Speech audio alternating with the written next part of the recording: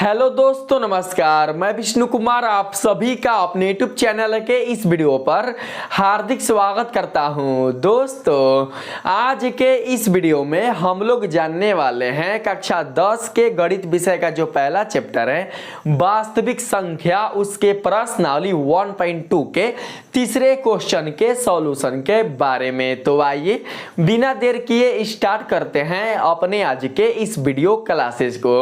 दोस्तों, तीसरे नंबर प्रश्न में बताया जा रहा है अभाज्य गुणनखंड विधि द्वारा निम्नलिखित पूर्णांकों के एचसीएफ और एलसीएम ज्ञात कीजिए। दोस्तों, जो काम हमने दूसरे नंबर प्रश्न में किया था बस वही काम बाबू हम लोगों को तीसरे नंबर प्रश्न में भी करना है। बस फर्क इतना है कि दूसरे नंबर प्रश्न में आने वाले जो संख्याएं थे वह केवल 2 थे, लेकिन यहाँ पर तीसरे नंबर प्रश्न में आने वाले जो संख्या हैं वह 3 है। घबराने की कोई भी बात नहीं है। जैसे जैसे मैं आप लोगों को बताऊंगा वैसे वैसे आप लोग सीखने का प्रयास कीजिएगा। तो आइए हम लोग सॉल्यूशन पर चलते हैं। यहाँ पर बाबू हम लोग लिख लेंगे हल। ठीक है, हल हमें करना है तो हम यहाँ पर हल लिख लेंगे। उसके बाद हम यहाँ पर लिखेंगे दिया गया है। उसके बाद हम लोग यहाँ पर लिखेंगे संख्याएं। जो संख्याएं दिया गया है उसे आप लोग यहाँ पर उतार लीजिएगा। संख्याएं दिया हुआ है 12, फिर 15 और उसके बाद है 21, है ना। ये तीनों हमने संख्याएं यहाँ पर उतार लिया। तो बाबू हमें इन तीनों संख्याओं का एचसीएफ और जो एलसीएम है वो ज्ञात करना है अभाज्य गुणनखंड विधि के द्वारा।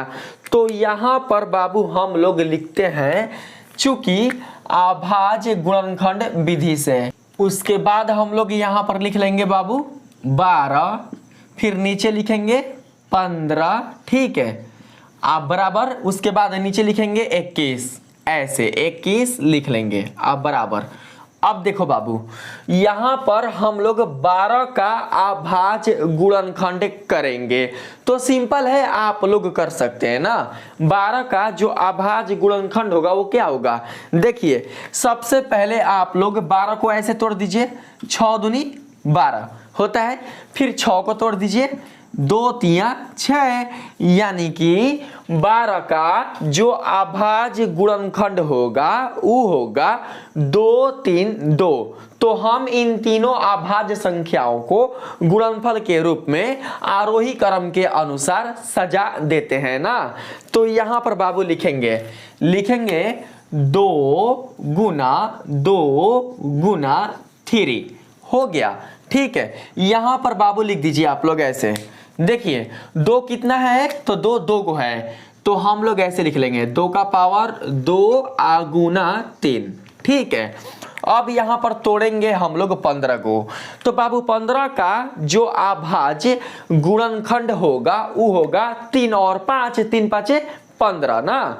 तो यहाँ पर हम लोग लिखेंगे 3 गुना 5। बस इतना ही आप लोग छोड़ दीजिए, क्योंकि इसमें 3 ना 2 बार आया है और जो 5 है वो भी ना 2 बार आया है। अगर 2 बार या 3 बार आया हुआ रहता तो हम लोग आगे घात के रूप में लिख देते हैं ना, जबकि यहाँ पर नहीं आया हुआ है, रिपीट नहीं किया हुआ है, तो छोड़ देंगे ऐसे ही। अब हम लोग आगे बढ़ते हैं 21 में। 21 को बाबू आप लोग तोड़िए, 21 का क्या होगा 3 7 21 ना। तो यहाँ पर हम लोग लिखेंगे 3 गुना 7 इस तरीके से। ठीक है, अब हम लोग यहाँ पर निकालेंगे एचसीएफ। एचसीएफ निकालना है ना, तो लिखेंगे इसलिए एचसीएफ है। तीनों संख्या बाबू लिख लेना एचसीएफ में 12, 15, 21। ठीक है, तीनों संख्या आप लोग इसमें लिख दीजिएगा। आप बराबर में बताओ तो इन तीनों संख्याओं का जो HCF होगा वो क्या होगा बाबू, मैंने आप लोगों को बताया था ना, इन तीनों संख्याओं के अभाज्य गुणनखंड में आने वाले जो भी अभाज्य संख्याएं उभयनिष्ठ होंगे उन्हीं अभाज्य संख्याओं का गुणनफल ही इन तीनों संख्याओं का HCF कहलाएगा। बाबू आप लोग यहां पर देखिएगा, यहां पर बाबू इन तीनों संख्याओं में जो अभाज्य संख्या उभयनिष्ठ है वो कौन है बताइए। इन तीनों संख्याओं के अभाज्य गुणनखंड में आने वाला जो उभयनिष्ठ अभाज्य संख्या है वो कौन कौन है, तो बाबू इन तीनों संख्याओं के अभाज्य गुणनखंड में आने वाला जो उभयनिष्ठ अभाज्य संख्या है वह केवल 3 है। देख सकते हैं बाबू, 3 इसमें भी है, इसमें भी है और इसमें भी है। 7 जो है वो 21 में है लेकिन 15 में नहीं है। 5 जो है वो 15 में है लेकिन 12 में नहीं है। 2 जो है वो 12 में है लेकिन 15 और 21 में नहीं है। लेकिन जो 3 है वो तीनों में ही है, 12 में भी है, 15 में भी है और 21 में भी है। इसलिए इन तीनों संख्याओं का HCF कितना होगा, तो बाबू 3 होगा। यहां पर हम लोग 3 लिख लेंगे, ठीक है। जगह तो नीचे नहीं है तो आप लोग क्या करना बाबू, आप लोग इसके नीचे लिख लीजिएगा। ये मत लिखिएगा ना, ये वाला मत लिखिएगा, फिर पर आप लोग इसके नीचे लिखिएगा। इसलिए LCM हो जाएगा 12, 15, 21 है। आप बराबर बताओ बाबू एलसीएम कैसे निकालेंगे, तो बाबू हम लोग इन तीनों संख्याओं के अभाज्य गुणनखंड में आने वाले जो भी अभाज्य संख्याएं अपने अधिकतम घात वाला होंगे उन्हीं का गुणनफल यहां पर लिखेंगे। अर्थात इन तीनों संख्याओं के अभाज्य गुणनखंड में आने वाले जो भी अभाज्य संख्याएं अधिकतम घात वाले होंगे उन्हीं अभाज्य संख्याओं का गुणनफल ही इन तीनों संख्याओं का एलसीएम कहलाएगा। तो बाबू देखो इसमें देख सकते हैं आप लोग, सबसे अधिक घात वाला जो संख्या है वो कौन है, वो है 2 के पावर 2। तो हम लोग इसे ले लेते हैं 2 के पावर 2 को, यहां पर हो गया 2 के पावर 2, ठीक है। उसके बाद देखिएगा, उसके बाद बाबू क्या है, उसके बाद बाबू 3 है ना, 3 का घात अधिकतम कितना है, अधिकतम घात कितना है, अधिकतम जो घात है वो केवल 1 है ना। इसमें भी 1 होगा, इसमें भी 1 होगा, इसमें भी 1 होगा, तो केवल हम यहां पर 3 ही लेंगे। अभी ना कि एगो 3 ले लिए तो एहू में से एगो 3 ले लीजिएगा, एहू में से एगो 3 ले लीजिएगा, गलती हो जाएगा। अधिकतम घात वाला देखेंगे, उच्चतम घात वाला हम लोग संख्या देखेंगे जो इनके अभाज्य गुणनखंड में आएगा, ठीक है। तो बाबू हमने यहां पर 3 को ले लिया। आगे देखिए यहां पर 5 है ना, तो बाबू 5 का जो अधिकतम घात है वो केवल 1 ही है, केवल 1 है, तो इसलिए हम लोग यहां पर 5 ले लेंगे ना।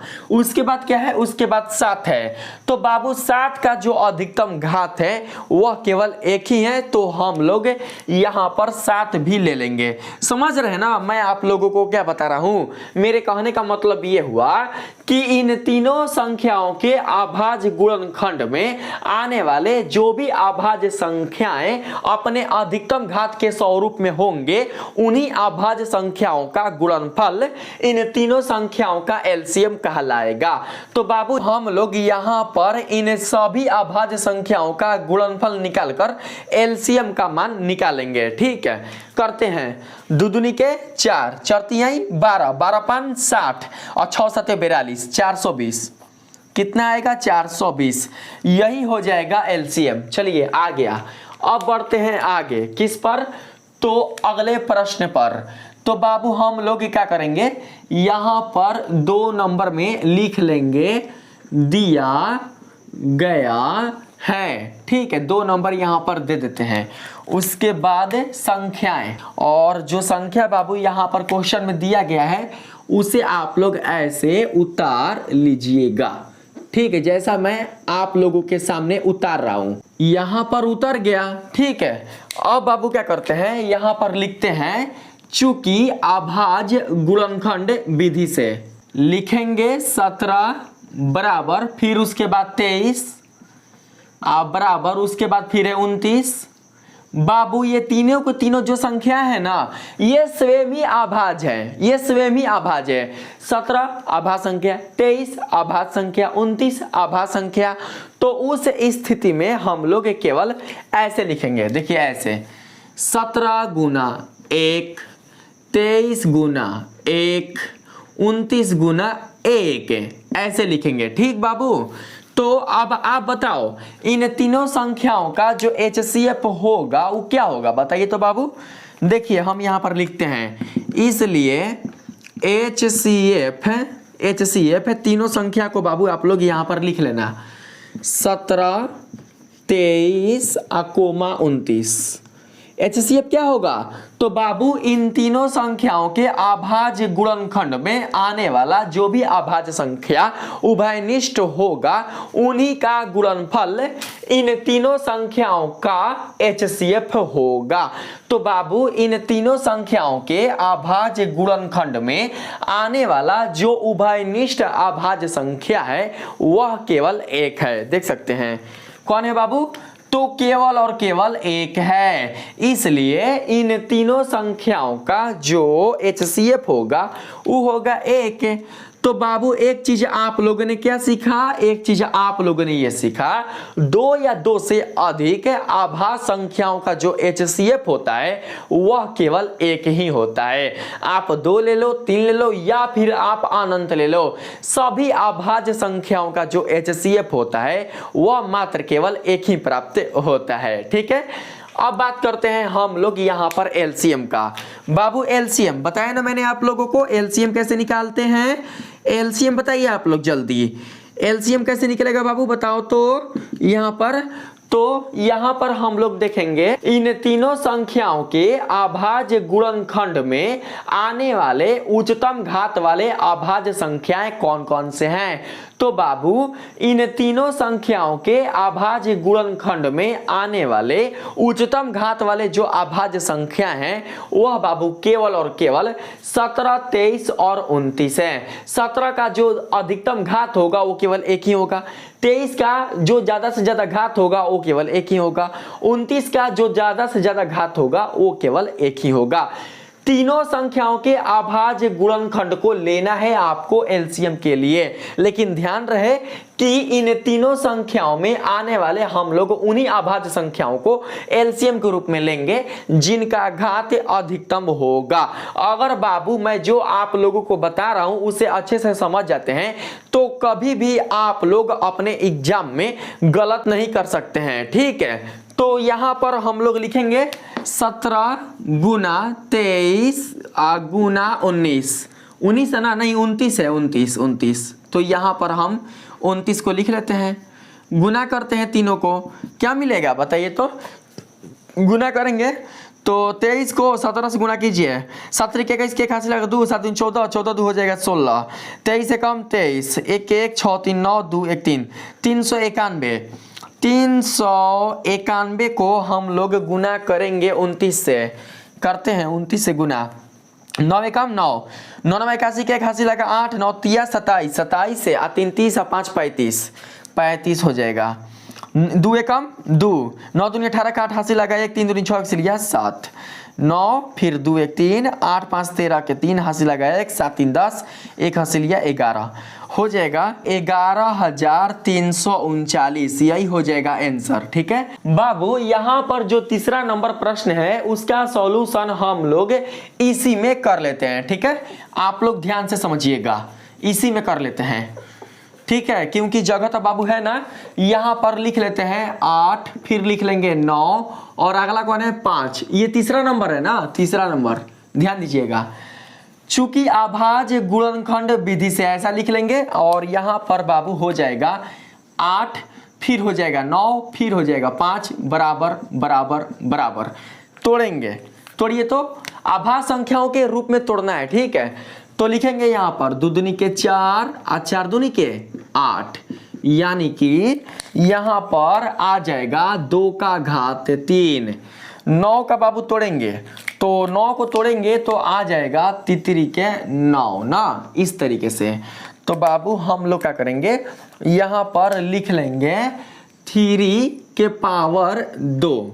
ठीक है, 5 है ना, तो बाबू 5 को केवल हम लोग ऐसे ही लिखते हैं, ऐसे 5 गुना 1, बस यहाँ पर ऐसे ही लिखते हैं। तो बाबू बताओ इन तीनों संख्याओं में जो उभयनिष्ठ अभाज्य संख्या है वो कौन कौन है, बताओ बाबू इन तीनों अभाज्य संख्याओं में। तो बाबू इन तीनों अभाज्य संख्याओं में उभयनिष्ठ जो अभाज्य संख्या है वह केवल और केवल 1 है। देख सकते हैं 8 में 2 है तो 9 में नहीं है, 9 में 3 है तो 5 में नहीं है, 5 में 5 है तो 9 में नहीं है, और 9 में 3 है तो फिर 8 में नहीं है। ठीक है, तो अगर बाबू हम लोग यहाँ पर ऐसे लिख दें 2 का पावर क्यूब गुना 1, 3 का पावर ए स्क्वायर गुना हो जाएगा 1, और यहाँ पर देख सकते हैं 5 गुना 1, यानी कि जो 1 है वह तीनों में ही शामिल है, इसलिए इन तीनों संख्याओं का HCF 1 ही होगा। अब बात करते हैं एलसीएम का। तो बाबू हम लोग यहाँ पर एलसीएम कैसे निकालेंगे मैंने आप लोगों को बताया, बताइए फटाफट एलसीएम कैसे निकलेगा। तो हम लोग इन तीनों संख्याओं के अभाज्य गुणनखंड में आने वाले उच्चतम घात वाले अभाज्य संख्याओं को लेंगे। उच्चतम घात वाले जो अभाज्य संख्याएं हैं वो कौन कौन है बाबू बताइए, उच्चतम घात वाले अभाज्य संख्या।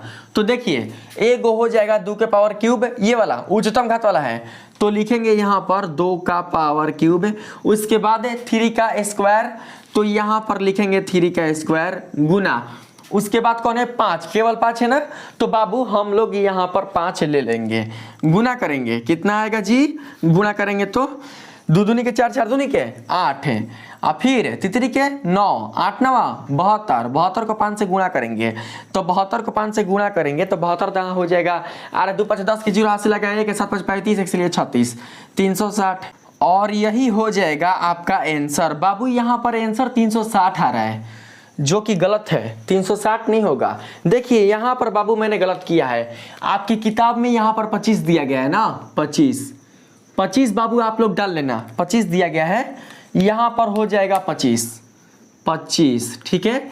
यहाँ पर बाबू हम लोग कर देंगे 25, ऐसे 25, यहाँ पर आ जाएगा कितना, तो बाबू आ जाएगा एगो और 5, और फिर लिख लेंगे ऐसे, हम लोग ऐसे लिख लेंगे, ऐसे ऐसे सजा के लिख लेंगे बाबू, 5 के पावर 2 गुना 1, ऐसे, ठीक है।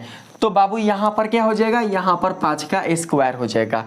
अब हम लोग क्या करेंगे, 360 को हम लोग यहाँ पर 5 से गुणा करेंगे, तो 36 को 5 से गुणा करते हैं, 6 5 30 की 0 हाथ से लगा 3 है, 3 5 15, 15 3 18, 180 है, एगो 0 है, बैठा देंगे 1800, कितना आ जाएगा 1800, यही बाबू होगा ना, आप लोग समझकर अच्छे से रखिएगा। अब हम लोग बढ़ते हैं चौथे नंबर प्रश्न में, तब तक मैं इधर मिटका देता हूं, अगर आप लोग स्क्रीनशॉट लेना चाहते हैं तो ले सकते हैं।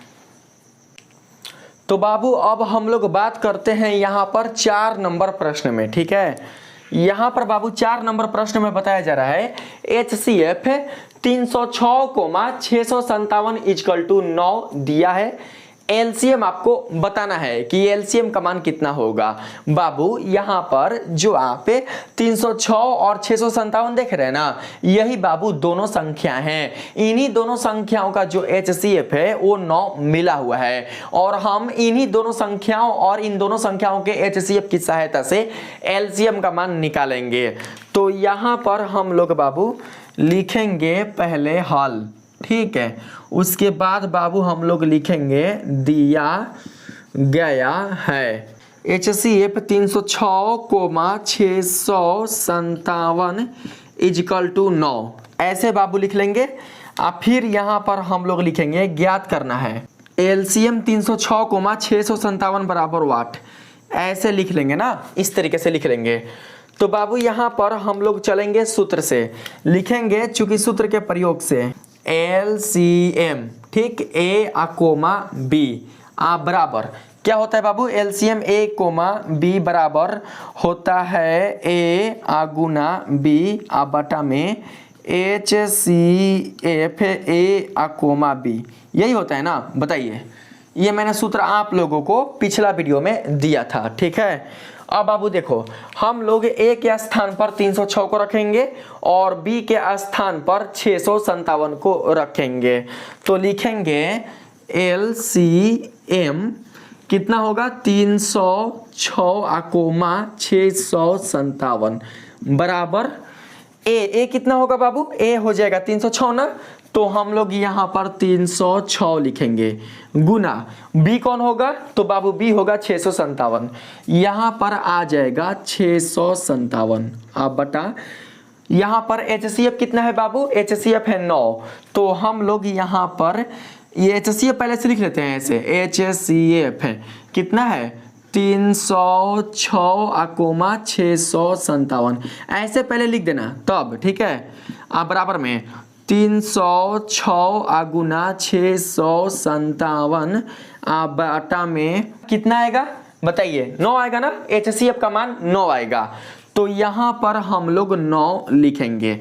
कटाते हैं बाबू, कटेगा, कटाइए तो यहाँ पर कटाएंगे 9 तिया 27, ठीक है, 3 इधर जाएगा, 9 चौके 36, 34 बार में कट गया। 657 को 34 से मल्टीप्लाई कर दीजिए, 7 चौक 28 के 88 लगा 2, 5 चौक 20 2 22 के 2 हाथ से लगा 2, 6 चौक 24 24 2 हो जाएगा 26, 17 के 21 के 81 लगा 2, 5 15 15 2 17 के 7 हाथ से लगाएगा 6 3 18 के 16 19, यहाँ पर 8 हो गया 2 1 3 हो गया, 6 2 12 13 के 3 हाथ से लगाया के 9 2 11 12 के 2 हाथ से लगाया के 1 2, यहाँ पर आ गया कितना बाबू 22,338, यही हो जाएगा आंसर। तो अगर ये वीडियो आप लोगों को पसंद आई है तो प्लीज आप लोग मेरे इस वीडियो को लाइक कीजिएगा, सब्सक्राइब कीजिएगा और पसंद आए तो अपने दोस्तों में भी शेयर कीजिएगा। मिलते हैं फिर से एक नए वीडियो के साथ, तब तक के लिए धन्यवाद।